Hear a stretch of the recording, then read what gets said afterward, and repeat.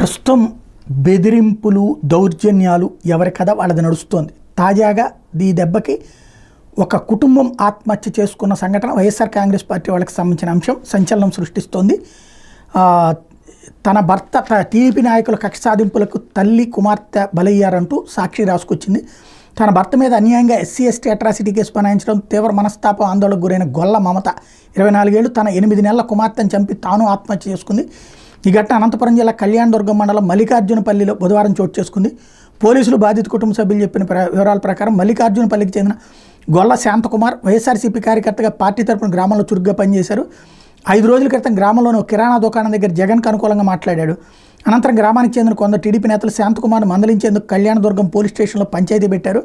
శాంతకుమార్ని ఎలాగైనా కేసులు ఎరికించి జైలుకు పంపాలని ఎత్తుగడ వేశారు. ఈ క్రమంలోనే అదే గ్రామానికి చెందిన హనుమంతోని టీడీపీ కార్యకర్తను ఉసుకొల్పి శాంతకుమార్పై ఎస్సీ ఎస్టీ అట్రాసిటీ కేసు పెట్టించారు. ఈ విషయంపై బుధవారం పోలీసులు శాంతకుమార్ని స్టేషన్కి పిలిపించారు. తన భర్త శాంతకుమార్ను స్థానిక టీడీపీ నాయకులు అక్రమంగా కేసులు ఇరికిస్తున్నారు, అతను జైల్లో పెట్టిస్తారన్న భయంతో అతని భార్య మమత తీవ్రంగా కుంగిపోయింది. ముందుగా తన 8 నెలల కుమార్తెను ఇంటి ఆవరణలో నీటి తొట్టులో ముంచి ప్రాణం పోయాక బాత్రూంలో ఇనప కడ్డీలకు ఊరేసుకుని ఆత్మహత్యకు పాల్పడింది.